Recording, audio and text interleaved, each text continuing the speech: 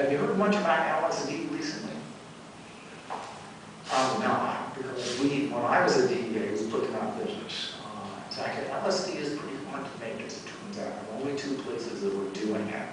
We got both of them. So you don't hear about LSD deaths anymore. The reason we don't hear about them is that there are successes in the drug war. We've made significant strides against meth. It used to be that there were meth laboratories all over the United States. We have largely cleaned that up. Now, again, as I was saying in my first opportunity to talk to you, where you push the system one place, there's a bulge in a different place. And there hasn't been a bulge in the production of methamphetamine now in Mexico. And the reason you're seeing, people think that all this violence going on now in Mexico is all about marijuana. And that is partly true. It's part of natural. It's also about meth. And this is another thing about the possible legalization of marijuana in the country, which is the only thing that realistically would ever be legalized here. That is not going to end border violence.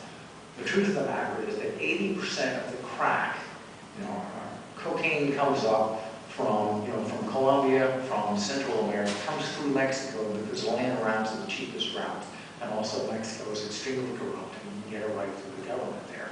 80% of the cocaine coming into this country is coming through Mexico and across the Mexican border, and 90% of the methamphetamine is coming from the Mexican super labs. There is still going to be border violence, unless we're going to legalize meth and cocaine, which we're not. There's still going to be all that border violence. Now, we promised you a chance to ask questions.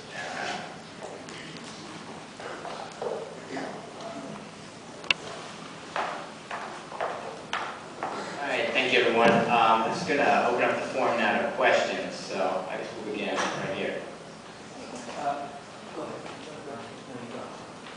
So you talked about the war on drugs and likened it to the war on terror, and said that rather than retreating, we just need to fight harder. What if we're fighting the wrong thing? What if we took all the resources that we're using in those wars and spent those resources on the underlying causes of certain problems, such as increasing education funding, increasing mental health funding? I don't know maybe you can tell us what the budget is for the DEA versus the federal budget for education, if you know that, or mental health. But what if we looked at the underlying causes, the problems that people have that lead them to use drugs, rather than fighting a war on our streets? That's a good question. There is a component, I don't know what it currently is, there is a component of the DEA budget that goes for education. And when I was there, that was one of the things I was pushing. There were moves in Congress, at that time was still a Republican Congress, in fairness to say, and they wanted to cut our budget for education. I was really concerned about development funding. Because you're right, education is part of this battle. No question about it. Where I think you would be led is in thinking that we can do more with it than we can. People do not do drugs simply because they come from poor backgrounds. I mean, we hear all the time these upper middle class or rich kids. I mean, Lindsay Lohan, how many millions of dollars does she have? I mean, the kid, she's stoned all the time. I mean, she ever show up in public when she's not stoned? A lot of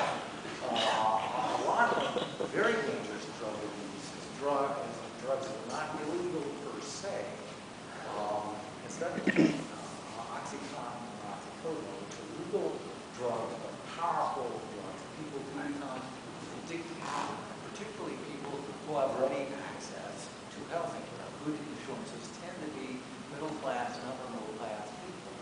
And my nightmare when I was a counselor at DEA was not just the people in that oldest case, the black working class that was being terrorized on that principle.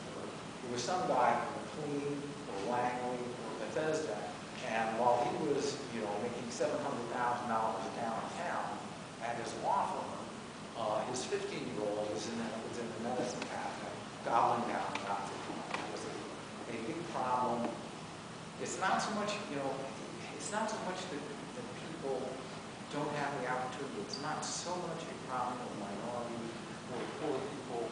It's a problem of willfulness. People, human nature is such that people, especially adolescents, will try stuff. They don't like authority. They want to see what is out there in the world. And what is out there in the world is dangerous.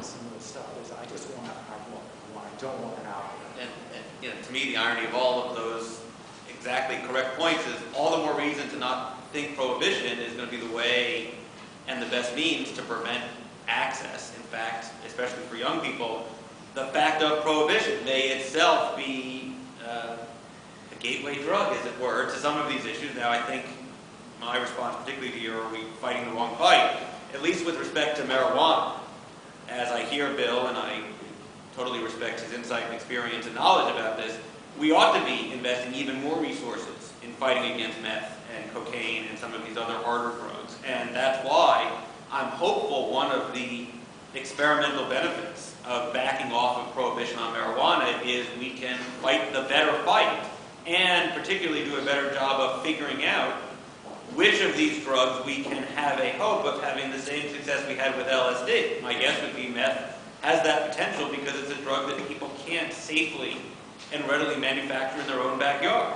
Because marijuana is like that, all the more reason there's a bit of folly to it. Now, I do think, and again, I'll concede this right out of the box, it's actually the fact that it is so easy to grow marijuana that actually makes the analogy to alcohol challenging, right? That I do think, though we don't, and many pro-legalization folks will highlight, there is not a robust black market in alcohol.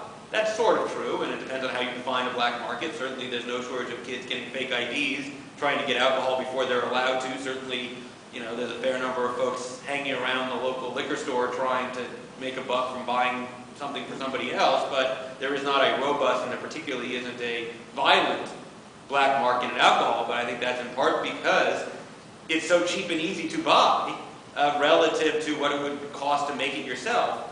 That may not, likely won't be the cost-benefit dynamic with respect to marijuana, especially if, as would be my preference, we highly tax the legal sales. And so, again, this is part of where I don't know what's going to happen. Let's try it out. And this is particularly the part where it's dangerously easy for me to see this as a fun experiment. There will be lives lost and lives ruined in every part of the lab. But to blind ourselves to how many lives are lost now and ruined now while we're trying to hold tight to the misguided belief that prohibition is better than the alternative is what I'm really arguing against. Let me just say one other thing about your point of education. Judges, at least I work in the district of Columbia, I think it's fairly representative in this sense, in some of the time, in the sense of what judges try to do with sentencing. It is characteristic, certainly with first and second time, with the rest of they will, as part of the sentence, require attendance in classes. And the experience is that people will go to the classes if it has jail behind it. If they don't show up, they're going to jail. It will be enforced. That's the case. They go to the classes. It isn't. There's a well-known psychiatry approach, Dr. Sally Santel, who's done a lot of work in this area about enforced probation. And where you have a realistic threat of jail if the education wants to happen. Thank you. Other questions? Yes, go ahead.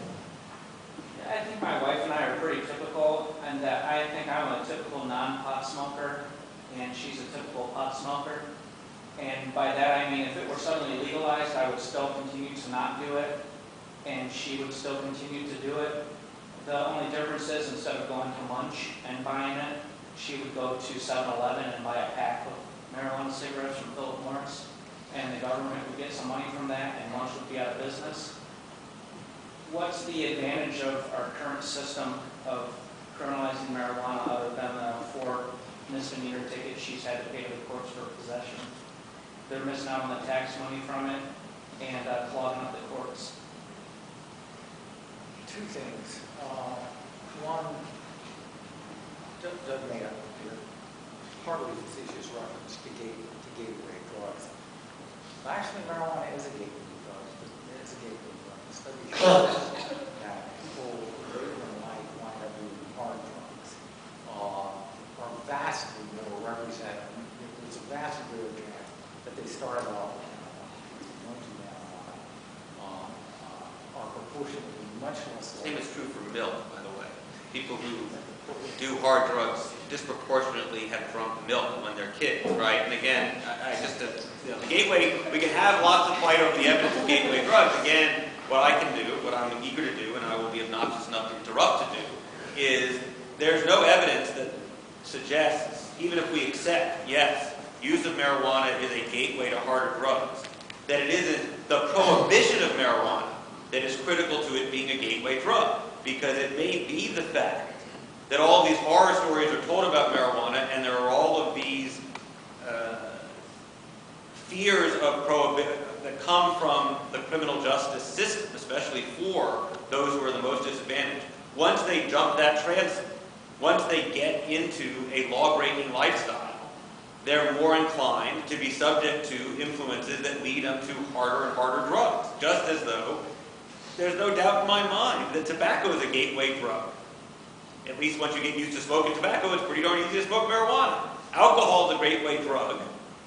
And again, the question isn't, do people who like to have mind-altering experiences eager to have new ones? The question is, how do we keep those people as healthy and as responsible as we can, including with tax dollars? And again, I would love it, Bill, if you could point me to evidence that suggests in those jurisdictions that have legalized marijuana, we have as many gateway phenomena as we do in those jurisdictions that don't legalize marijuana.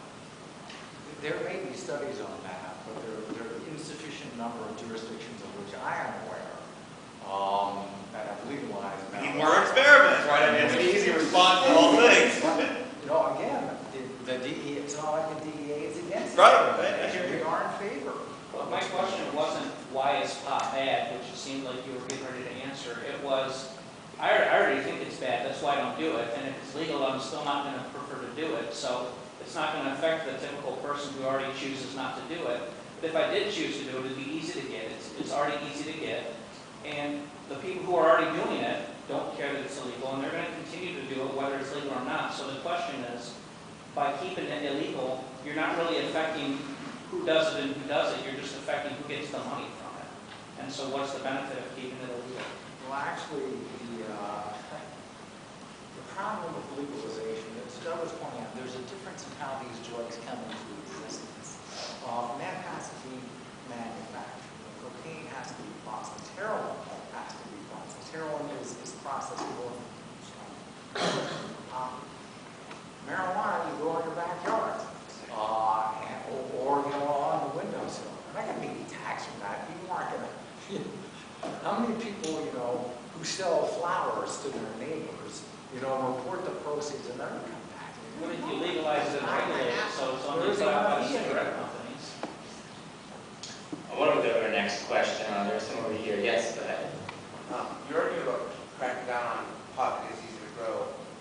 Why don't you crack down on other people grow medicines like foxglove that you use to treat just heart failure, or quinine to treat malaria? You can grow all of those just even in your backyard.